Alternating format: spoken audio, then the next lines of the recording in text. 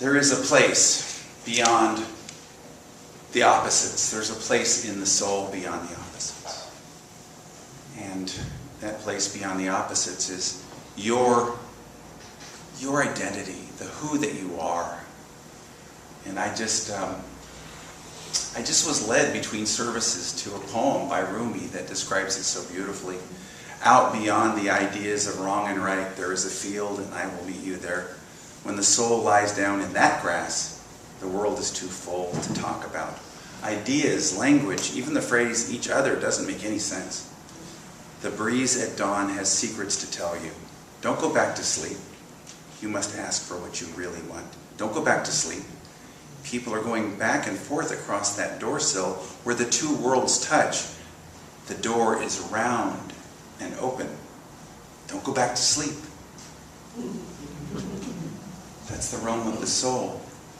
We talked the last 2 weeks about the first force, the desire, what is it you want, and then the second force, what's in the way, because love always brings up what's in the way. And then this week we're going to talk about that which is beyond. It's very abstract. It's that which cannot even be talked about. It says in the Tao Te Ching, the very first chapter, it says the Tao that can be spoken of is not the true Tao. You cannot really put it into words, and yet you got to try. I mean, I got 20 minutes to fill, right? And so there's something there, and you know something, it's in you. It's not something that is outside of you. It's not something that is found in somebody up there or out there. It's that essence of your true being. And I'm going to read a poem to you from the Gospel of Thomas, and it just says, Jesus' disciples said, "On what day will you be revealed to us, and on what day will we see you?" And Jesus said, "When you take off your clothes and become naked without being ashamed, and then you take your garments and you lay them beneath your feet and you stomp on them like little children, then you will see the Son of the Living One, and you will not fear." Now that's some tough stuff. I have never dared to bring that up in a Sunday morning, but it's my last Sunday, so I'm what is he talking about? Being naked before God. This is that essence of your being that lies underneath the clothing of what? Of all of your your ego, your outer stuff, all the stuff that you're holding on to as an ego, as a personality, and that's like the garments of your beingness. And you've got to do what? Take off these outer things and do what? He says you need to lay them beneath your feet and stomp on them like little children. That is a playful dance. That means realizing that the essence of your being in your childlike space is the who that you are. And you are that presence of pure being. And it's beyond time. It's beyond space. It's beyond everything. And it's worth everything to experience. But how do you experience that essence of your being?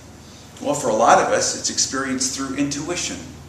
You see, when you move past the mind of the ego, which is the intellect, you get to experience and grasp your intuitive self, which is that all-knowing aspect of yourself that exists beyond your intellectual mind. And you've got to be willing to move into that space of I don't know, and then let it be filled with that reality that you are from within. Let me read to you what Myrtle Fillmore said about it. She said, "Your intellect reasons, but your intuition knows.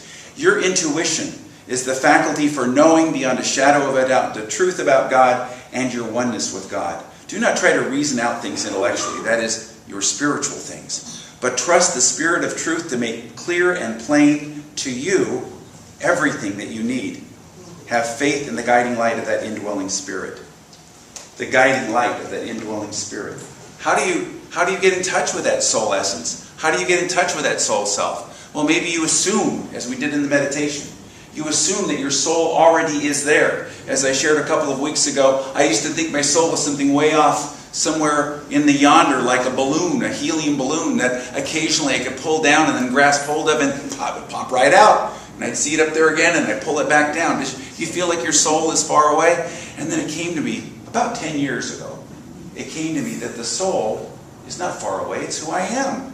I am my soul. You don't have a soul. You are your soul. I am my soul. Together, I am my soul, and my soul knows what to do. Together? And my soul knows what to do. So in the face of these things, you can ask yourself, well, if my soul was at the wheel, what would my soul do? How would my soul see it? How would my soul feel in the situation? What would be the thoughts of my soul? And then assume that. Assume that, and 90% of the time you're going to hit it. Because your soul's already there. Your soul is already expressing within your beingness. It wants to express through you. And that's what we're talking about today. Moving past the opposites. The positive, which is the desire for your soul. The negative, which is the clearing of everything that's in the way of your soul. The removal of the garments. And then you experience your soul. You call it standing naked before God. That it is that metaphor that expresses the reality that is the essential you. And it's beyond the opposites. You know, being positive is a wonderful thing. And it's where we begin with that desire.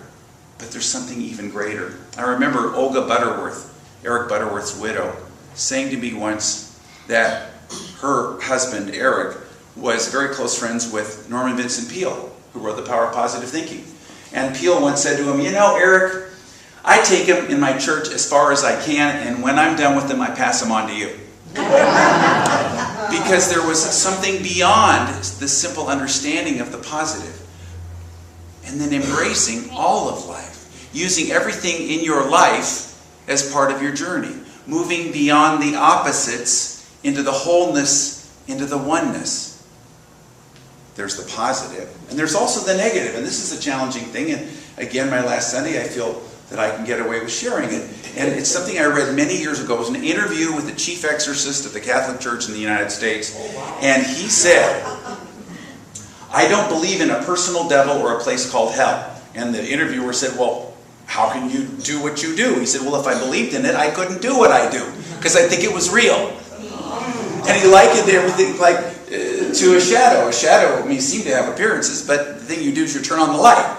A shadow has no reality. And the negative has no reality, but you still have to take off the false garments of that negativity, that part of yourself that you think you are, but you're not that. This isn't who we are. And you know, in the face of all the headlines and all the problems that are going on in the world today, recognize this, there's nothing new under the sun. It's always been like this. In fact, when people say to me, gee, things are so bad, things aren't bad, they're just being revealed. They were always there. It was always going on. It's just coming up so that we can release it. And then what? And then in the face of it, maybe you could have yourself a nice affirmation. Pick an affirmation out. Something that you can take with you so that when you hear some really bad news that you can move into that consciousness that empowers you. The one I use is it's an understanding of being detached from it.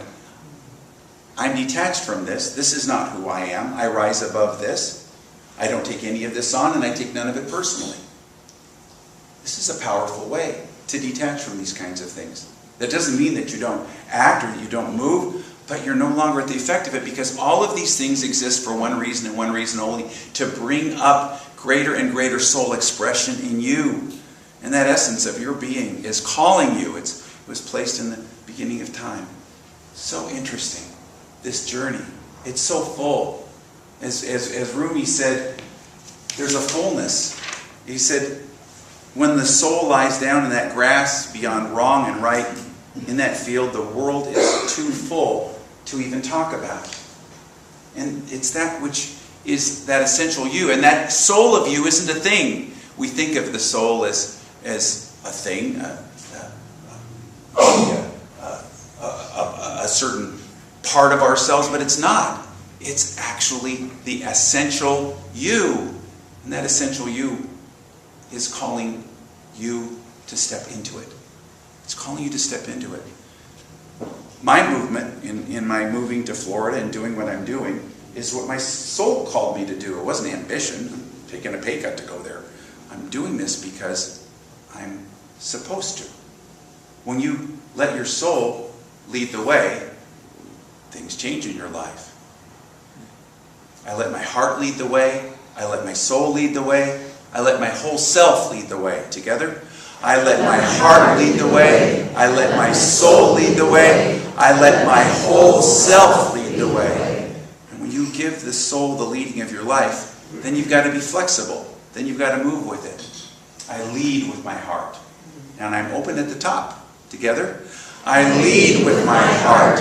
And I'm open at the top. Your journey, as you surrender to your soul expression, it's a powerful expression. It's calling you forth. It's calling forth greater and greater depths of being. And yet, it's always been there. It's always been you. This isn't something that is far away and religious. In fact, when you move into your soul consciousness, you're moving past religion into spirituality, past the intellect into the intuition, past the religion of form to the spirituality of being, past a second-hand dogma to a first-hand experience, past the limitation of what other people tell you to do, to a spiritual experience in your being. I remember James Dilla Freeman talking to me about how clergy really don't have any kind of, I guess you call it, special something. That there's nobody out there that can give it to you. And he said, I was just reading in Newsweek magazine. He said to me this once over lunch. I was reading in Newsweek magazine that there was a poll of college students, and they asked them, who do you respect in terms of different types of people? He said, I don't remember where clergy were, but it's just one step above politician. There's nobody out there. It is inside of you. And then what is the purpose of having somebody stand in front of you, talk to you, as a signpost on your journey? And that's why when whoever you're bringing forth into this consciousness here, they're exactly what you need. I've never seen it fail. I have never seen it fail that the person who comes in after I leave is always exactly what that next step is for that congregation. There's no failing this, because you have within your own being that which your soul is calling you to experience. And this is true in terms of your own experiences in your life as well. You are the presence of pure being. Your soul essence is the who that you are. And you can move with it. You can move with it. It's not separate from you. And so that's what this is about this week.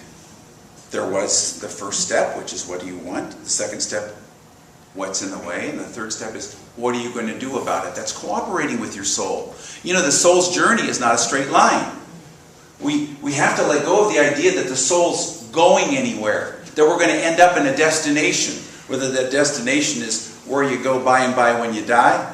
No, it's not even a place you're going to go in your life experience. It is the unfoldment from within your being of that wholeness that is within you, moving past the positive and the negative to the wholeness, which the image to me that came to me in meditation was the positive is a plus, and then you release the negative, which is the minus, and then you experience the wholeness, which is a circle or a zero. This is very abstract, because to the ego it looks like nothing. And yet it's everything. Out of it comes everything. Out of the nothing comes everything. And your soul is the most important thing there is. You've got to desire it more than anything else. But the positive, the negative, these are just experiences that we have. And so you say, well, I have to deal with those things. If you embrace your soul, if you move past the opposites, you can move through those experiences with greater grace, greater speed, more dignity, more order, and it all contributes to you. I remember having that sign by my phone when I was in a situation once where I was getting a lot of phone calls. Today people don't call anymore, they send emails, or I don't even think they do emails, they do texts now. But in those days I would get a lot of phone calls, some of them were rather juicy, and I just put a sign next to my phone, this can only bless me, this can only heal me. In the face of these things, maybe that's your affirmation when you learn something you don't want to hear on the news. This can only bless me. This can only heal me. Together? This can only bless me. This can only heal me. And in the face of those people that you find vexing and difficult, they're here to bring forth the soul qualities within you. And so you can ask yourself the question, what does the soul need? And then move into a space of I don't know. And let yourself experience that. That's your intuition. That's that part of you that you can live from. The world's gotten where it is right now by living from its intellect, which is the mind of the ego. The world's going to heal where it is right now by moving into the intuition, which is the mind of the soul. Moving from the third dimension into the fourth dimension. Moving from the human consciousness into the Christ consciousness. Moving from the limited self into the unlimited self, the infinite self. This is the who that you are. And then you've got to manage the valleys of life. Jason and I have been watching, we just finished it, a wonderful documentary on Netflix. It's called Quincy. It's about Quincy Jones, and Jason's a jazz musician, so he loved seeing all of these things, but it's really not about music. It's about the journey of a soul. And he said that the greatest advice he ever got was from Count Basie early in his career. When he was going through a crisis, Quincy Jones said, Count Basie said to me, you need to learn how to manage the valleys. The hills will take care of themselves. And how do you manage those valleys? By embracing, by letting things be, by being willing to learn the lessons that those experiences are bringing to you. And I'm going to share with you, I said last week it was the last time. Well, it's not. I'm going to share another thing with you. It's the spiritual thermometer once again. And if you are going through a valley time, maybe just a bad mood, take this. It's right outside of Fellowship Hall. I made 50 of them this morning. You can take them. And just place this on your mirror or have it nearby. And ask yourself, where am I right now on this spiritual thermometer? Oh, I'm down about a 2. Or if life's a living hell, it's about a 1. And then, where would I like to be? Well, I could handle a 6. I'd like to be at an 8, wherever it is. And just imagine yourself moving up. I guarantee you cannot stay in the same state in consciousness. You can't stay stuck if you move your consciousness up the spiritual thermometer. It's a way to manage these things. And I've got another tool for you. And that tool is the question and answer process. We've got those outside of fellowship as well. And it's asking a question, going into a space of I don't know, and then taking the first thing that comes up and moving with it. If you don't know how to access your intuition, practice it. Practice it. I practice it with little things. Practice moving into your intuitive consciousness with the things that maybe there's not a lot of downside. But as you move with this, you become more and more open to the essential you, to the essence of your being, to the answers that come from a deeper place within you. And then you'll be guided to know what's best. Myrtle Fillmore explained this when she said, the intellect reasons, but the intuition knows.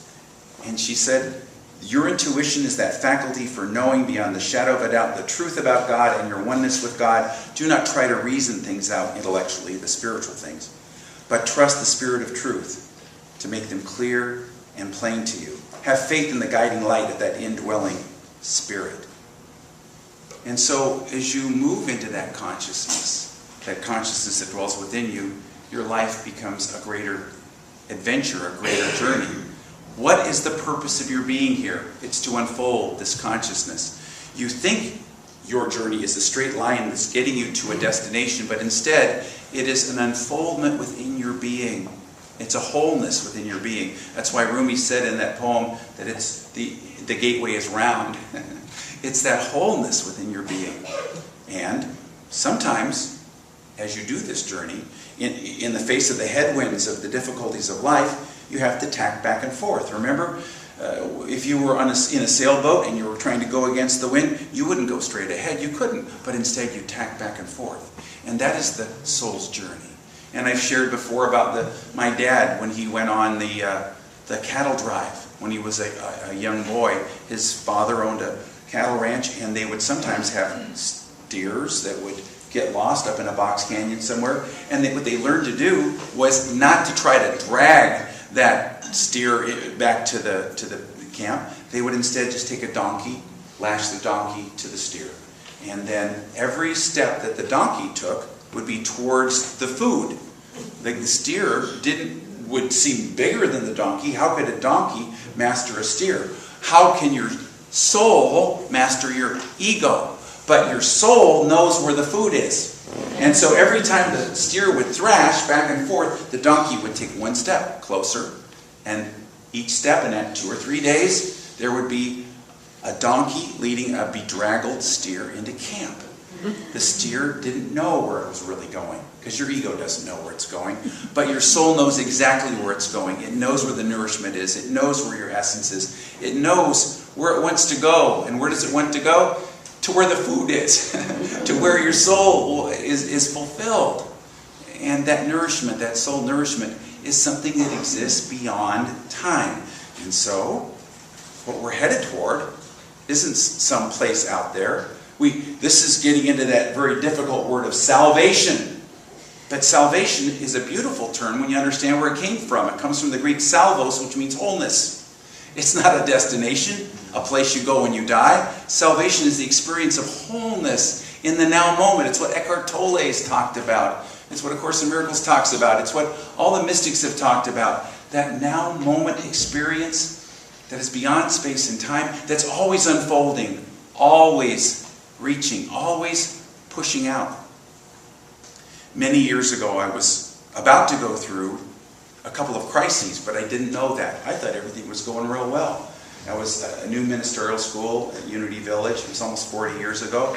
And I drove my car to a park to wash my car.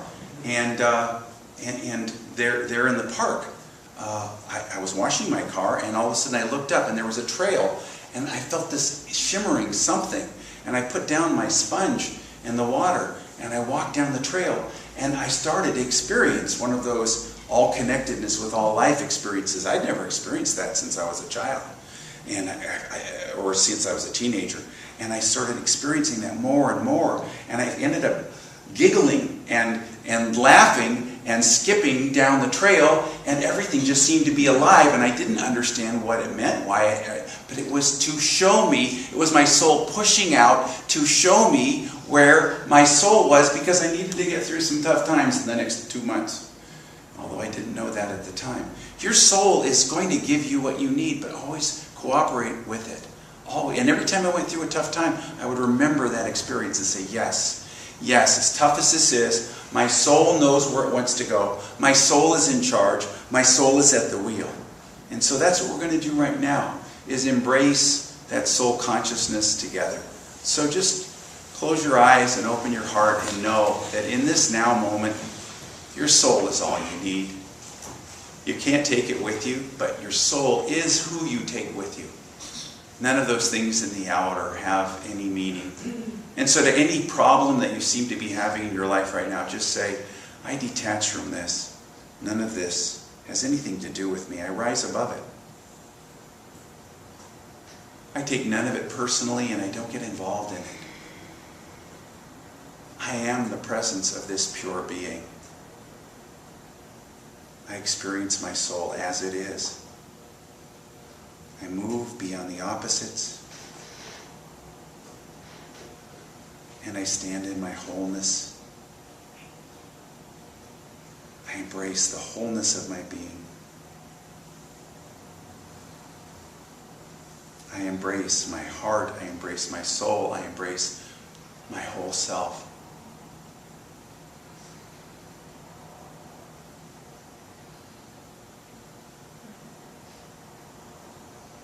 And I'm grateful. Grateful for this journey. Thank you, God. And so it is. And now set aside everything in your hands and move into this now moment. And take a nice deep breath and let it out. And as you move into this wonderful space of your soul which is the who that you are. It's not separate from you. It's who you are. Deep within your being, there is an essence, that presence of pure being. And as we open our hearts, we can feel that presence of our souls. The heart is the seat of the soul, and the soul, your soul awareness, rests gently and quietly there on your heart. Feel Feel your heart. Become aware. You may wish to put one hand there. And on that seat of the soul, that heart space, there is that awareness, that essence of you, the spiritual nature of you. Beyond time, it waits. Beyond form, it dwells. And yet, it is you. I am my soul. How can I feel my soul? I start by assuming my soul. What would my soul see? How would my soul look at things?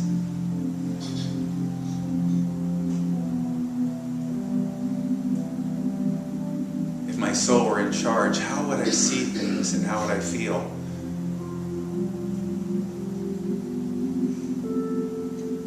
How quiet would I become? What deep peace would I experience?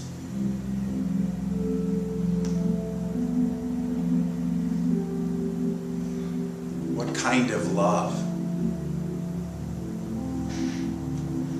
With no opposite, unconditional, deep flowing, deep feeling love. What understanding, deep knowing, deep realization, revelation.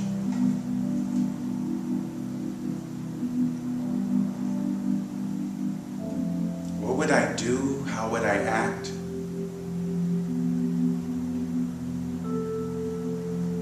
When faced with difficulties, how would my soul behave, show up, see, feel, do? This is the essence of my being. This is that part of myself that I honor. My true beingness, which is my security. And no one can take it away from me. I am an intelligent being. I know what to do.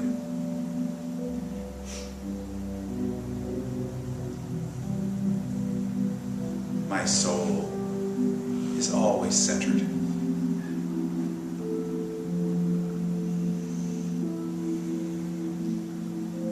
No one can take away me from me. I find my true home in my soul. And I just rest here for a moment. My soul resting gently in my heart.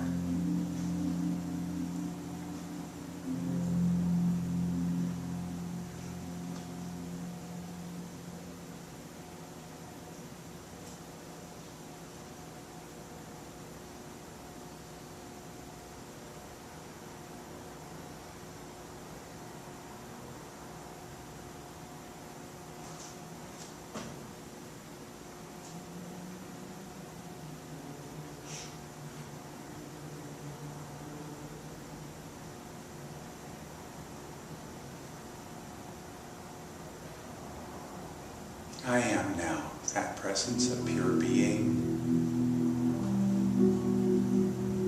and I'm grateful.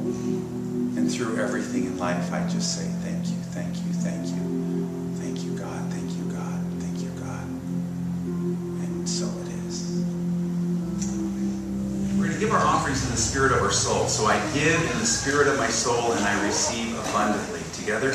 I give in the spirit of my soul, and I receive abundantly. And silently. And again aloud together. I give in the spirit of my soul, and I receive abundantly. And so it is. Amen.